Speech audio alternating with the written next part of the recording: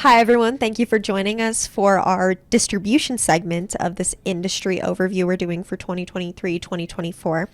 So, today I'm again joined by Shawn, and we're going to be discussing distribution. So, Shawn, just to start, can you kind of give an overview of what distribution is for anybody who might be joining us? Yep. So distribution businesses, or distribution business processes also, right, are those where usually an organization buys a product and then they sell it. That's it. Yeah. You Easy. wish. There's so many other variations in it where you could have food distributors that purchase shrimp, and then the distributor takes the shrimp and repackages from what they purchase into specific sizes, right? With catch weight, that's a fun thing to deal with in systems, as well as they may mix in some other ingredients. There may be distributors in industrial organizations that do all kinds of value add to products that they bring in, so they're not really like a manufacturer. There's even some consumer goods that are that way, where they, like we've had several sporting goods companies that'll have different manufacturers that will ship all of the different raw materials to our client, who then does a little bit of value add and then sells those. That's really mostly distribution, even though that little bit of assembly can be tricky. So that's the way to think about a distributor. Now, there's also online distributors, right, that never touch product as well. We have many of those kinds of companies where they use third-party logistics providers that receive raw materials. Maybe the 3PL does a little bit of value add packaging and then drop ships it to customers. So that's basically what distribution means. Awesome. And going into building off of that, what are really the main pain points we see in distribution companies? Similar to manufacturing. So I would say, if you're here to listen to this distribution video, you should also listen to the manufacturing video. So the good news for everybody who's listening is we're going to keep the distribution video. I'm going to be a little more focused. I was meandering a little bit more on the manufacturing one, but we'll be a little more focused here. So it won't be another half hour that you have to listen to this. But go again. I'm sorry, the main issues? Yeah, main pain points we see in distribution companies. So a lot of distribution companies are getting into more adjacent services. Okay. So the model of buy low, sell high has been definitely disrupted with the internet. That's been around for the last 20 years. Oh, distributors are going to get cut out. That was always a big thing that I remember hearing like literally 20 years ago. The internet's going to remove distributors. It's just not true.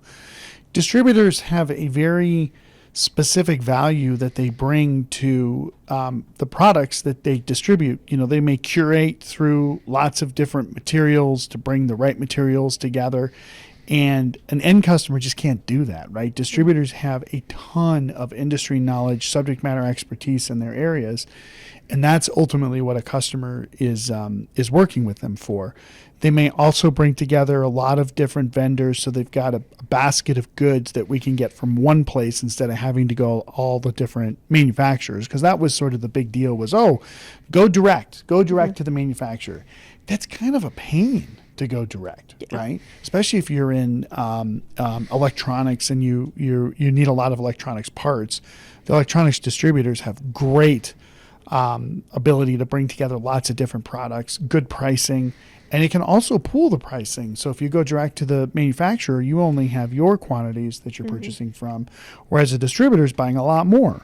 So they can get better pricing. Well, but then they have to add their markup. That's true, but there still is other value add services they provide. So, I mean, that's been the biggest challenge, I think, is just distributors continuing to sort of redefine their markets. And we see a lot of distributors, especially in heavy industrial areas, steel, lumber, other areas, our clients that are saying, hey, we really do want to leverage not even next generation technologies, but more like technologies from the last 10 years that we should have in place so that we can sort of Uberize our industry, meaning digitize and use really strong business applications to drive more efficiencies, less focus on people doing the typical manual tasks and instead doing more value-added tasks. Yeah, definitely. And again, lots of these things were touched on in the manufacturing video. So if you're looking for a deeper dive into that, definitely check that video out. But with recent technology and industry changes, how do you think the distribution industry was impacted in 2023? I think, again, similar. The distributors sort of get caught between the manufacturers and the customer. It might be a retailer, so it's not the end customer, but they're kind of in the middle, right? And from the distributors that we've worked with, from building supply, lumber I've mentioned, steel, other industries, distributors, they really understand margin and how to buy, when to buy, and when to sell. The hard thing is knowing that in 2023, the trends, the macroeconomic trends, the interest rates, geopolitical issues, you've got all these things that have they're changing.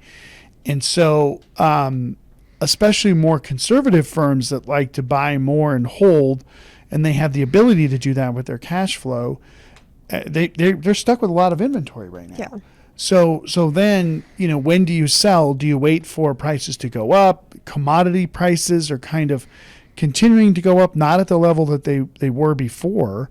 Even lumber prices have gone down, but it's sort of this like forecasting world, right? So a lot of companies have said, hey, we want new forecasting and planning tools. And we say, okay, fine, but that doesn't solve the real problem here, which is, the crystal ball of what's happening into our economy and the planet for the next, year and a half or so, especially, but finishing out 2023 and going into 2024. So I think that's been a big issue. I think another big issue is, of course, the labor shortage, and finding talent that can focus on maintaining and working through technology systems. Even clients that we're working with right now, there's sort of it's a shortage of the distributors, I think, run into to have technology people, because the business model is a little bit like legacy, right? I mean, is it really that sexy to go work for a distributor on their EDI tools that they've been using for 20 years? No, right? So, I mean, that's been a big challenge. I think another challenge that we've seen related to that is, especially for those distributors that are using 20, 30-year-old systems, is hiring new people. And the new people are like, wait, what? You want me to use that green screen thing, or that blue screen? Like, yo, I don't know what that is, right? I played, what was the game? Club Penguin as a kid. That's cool. I don't know it. I'm not even going to tell you what I was playing. I mean, even you've seen that. I mean, with our team. Oh, I'm yeah. only a few years older than the guys on my team, and Right. our generational gap in terms of some of the games that I played versus. That's right. I mean, it's weird. It's crazy. It's like dinosaurs versus no. But you're right. It is crazy that especially, and then you've got the next generations and the generations below and the generations above. Like, there's huge disparity. Is that even a word? Disparateness? Disparity. Yes. Thank you. Between, somebody who's 50 and 40 and 35 and 30. Now you got 28, 26, 4. Like, the disparity as you kind of go down in age or younger in age, it's a huge difference between somebody who's 20 and 30. Yeah. And a huge difference between somebody who's 30 and 40 and 40 and 50. So if you've traditionally had a low margin business, most distributors are, and you've been relying on legacy technology and you're trying to hire new people, and, again, maybe you get that key person who over to the side's willing to build out a bunch of stuff. But if, you don't keep that person busy, they're like gone. So that's a big challenge for sure. Definitely. So we talked about this in the manufacturing call. I feel like the technology is very similar. Lots of the things that the vendors are doing to advance. Yep. One thing, though, that we didn't really touch on is data. Yeah. Vendors are doing a lot with data. Is that going to impact these distribution industries, especially as they're trying to predict and do things with less? Yeah, Okay. I think it will. I definitely think it will. So a distributor has a ton of product data, right? They have sales orders, they have purchase orders that are related to products, the manufacturing part numbers, to their own numbers, to customer part numbers. all kinds of just product-oriented information that today gets sort of embedded in transactions. They sort of have to, you kind of have to rake up the transactions, get the data out of that, but today with the data warehouses, the data lakes, the data marts, the data, Yeah, all kinds of things. the holy grails of data. Yeah, I mean, Changes week to week. week to week. That's right. Yeah. What was I want a boat.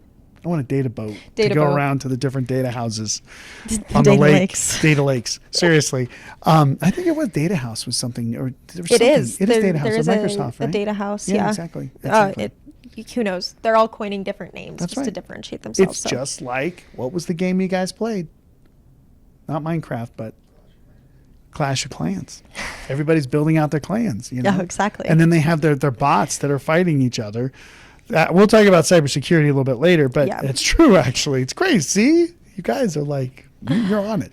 Anyway, so data will continue to drive a lot of, I think, decisions for new ERP.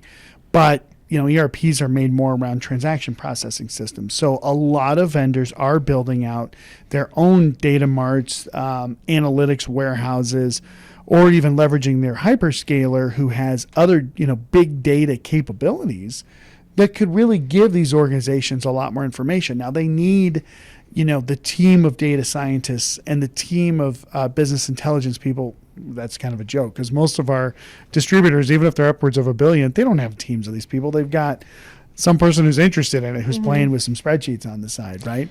But I do think the vendors are creating more practical solutions around data analytics that'll be really beneficial for distributors. Yeah. Lots of them are trying to cut out the need for those data scientists. And I think we're in a new era of data. That's my prediction, just based off of everything that I see. Love that. And I think that that's going to play a huge role for manufacturers and distributors. Yep.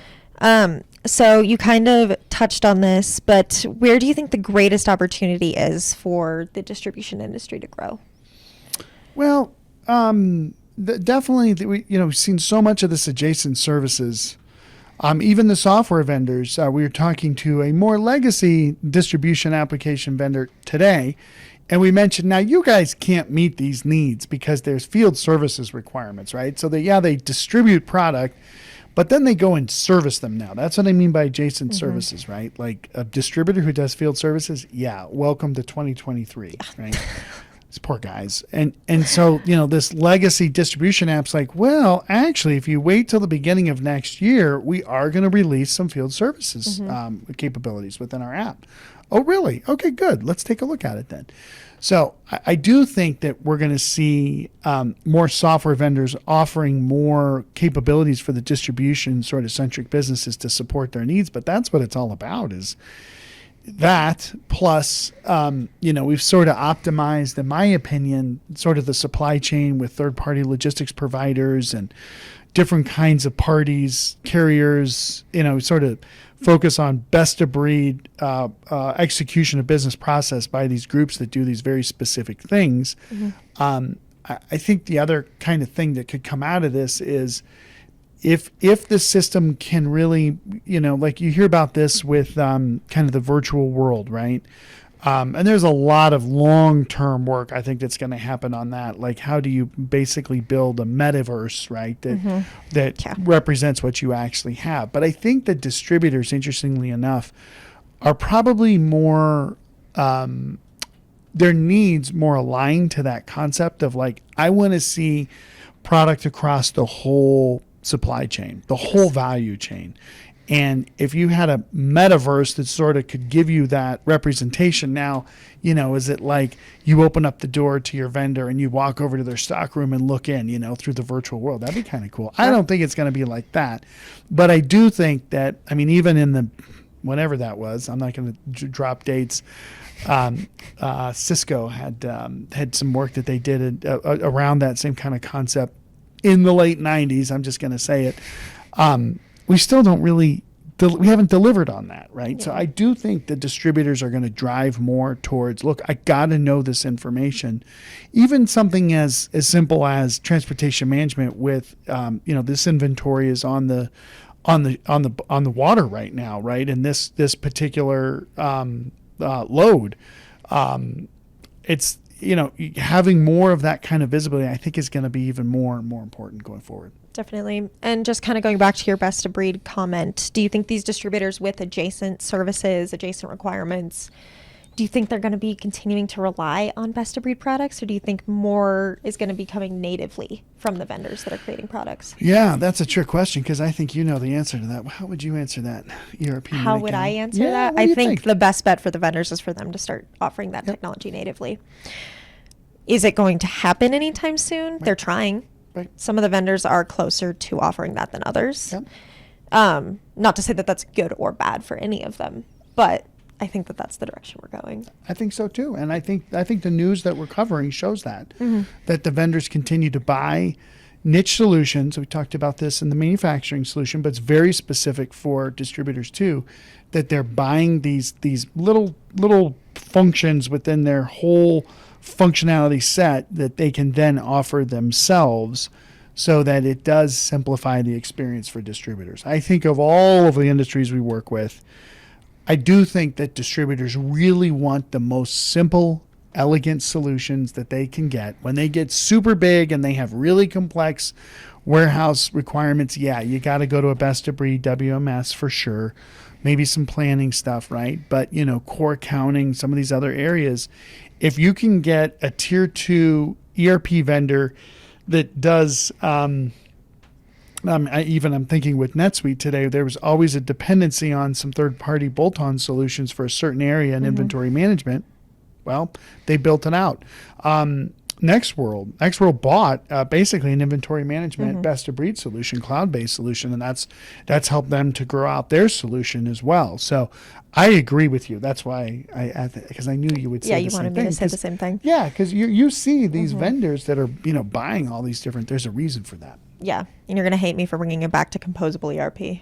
What? But I think composable ERP. We're still seeing a it. Gartner interview? It might be. There you go. But I think that's kind of the direction we're going with some of the vendors. Yeah. So, all right. Well, what are the technology factors that will help distribution companies win in 2024? I think you already kind of mentioned this, but just summarizing it a little bit. Is there anything else specific for distributors? Yeah, and you can wrap this all up as like your major ERP reminders for these companies going into 2024. Just a big summary. Okay, here we go. Let me take a big deep breath. I think for distributors, simplicity for sure. Total cost of ownership is super vital still. I'm going to leverage a little bit again on the manufacturing side. Don't worry about AI yet. But be aware of it. Be aware of what your vendors are doing for AI, so that you understand their long-term strategies, so that when you bet on a vendor, an ERP vendor, you're also betting on their long-term AI approach. Yes. That's important. Not crucial, but I think it's important.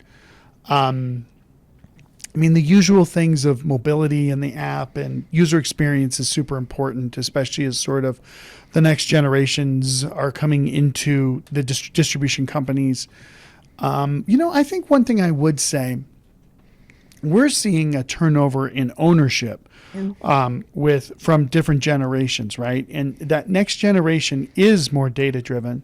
And they do want these sort of built-in analytics kind of warehouse tools, knowing, of course, the Microsoft Power Apps is a very cost-effective approach for sure, but it does require some pretty complex people. But we were at a client recently, and this guy had built out a ton on the Power Apps platform, and I was like, "Wow, what's your background?" He's like, "Oh, I'm a bartender," and I was like, "Wait, what?" I said, "Oh yeah, I went back and did some coding classes several years ago, and now this is what I do." And I'm like, "Oh, that's super cool." I will say this. And this is where it gets interesting. I do believe that the AI, that the tech providers, they will start leveraging AI more than a typical distributor. Meaning the enterprise software vendors, I believe, are going to start using more AI tools to start writing apps. We saw, did you see that from that one vendor? We'll have to talk about that one offline, because that's super cool. Yeah, I'm really curious now. Yeah. I've seen a few things, so I want to see if we're thinking about the same one. Yeah, super cool stuff. So I think, so maybe I would retract that statement a little bit earlier. Hopefully they haven't gotten off the call quite yet. Oh yeah. So this is why I'm glad you stayed. I think the software vendors that will leverage AI for building their apps will reduce the cost of building software solutions. Hopefully, they pass that on to the rest of us. I doubt they will, but let's just assume they do. But that'll help us to get apps in a better position that are more cost effective, but also just more just operationally focused. What am I trying to say here? I think of all of our customers, distributors are usually the most cost conscious of all of our different verticals that we work with. So that's what I'm trying to say is, I mean, I'm just going to pick on a vendor right now. Epicor. Epicor has phenomenal distribution specific solutions that are legacy, but they are enhancing those for the future. Yes. Prophet 21 and Eclipse. And if Epicor can take AI factors in how they're building out and maintaining these solutions so that the cost of operating a software solutions goes down, and they can pass those cost benefits out to their customers, I think that's a really interesting business model. It's not just about adding more feature function that meets your customers' needs. It's actually about operating the software in a more efficient manner. And I don't think that's on any of the software vendors' roadmaps. I'm sure it is. I mean, they're all looking at how to operationalize data centers and that. We never even talked to the vendors about that. But I'm excited to think that our distribution customers could benefit from software solutions that are more cost effective because it's cheaper to write a software vendor app. Yep. So more to come on that. Yeah, and not even to mention what that's going to do for implementation partners and that's it. The partnership ecosystem. As they say, na, hey, goodbye. Because I actually did have somebody, a professional service provider who did really, really well. He said, all that implementation stuff, that's going to be gone in 10 years. And I was like, and then he said, your business too, that's going to be gone too. And then you got Elon Musk saying, AI is going to replace all the knowledge workers. I'm just telling you, there is something that you have to look at in that. Because one of the thing I mentioned to you earlier is one of the vendors gave us just a sneak peek narrative that they are doing implementations with AI. Yeah. And that it makes a lot of sense to me because any process that's redundant can be programmatically codified and done over and over again automatically. Yeah. And an implementation, how many thousands and thousands and thousands of implementations happen every week? So anyway, more to come on that. Yeah, definitely. Well, I'm going to wrap this one up for now. But if you have questions, obviously, please let us know. We're always up for answering those and communicating with you. We have some great people on staff. So thank you so much for joining us. Be sure to tune in to more of these industry calls, and we will see you soon.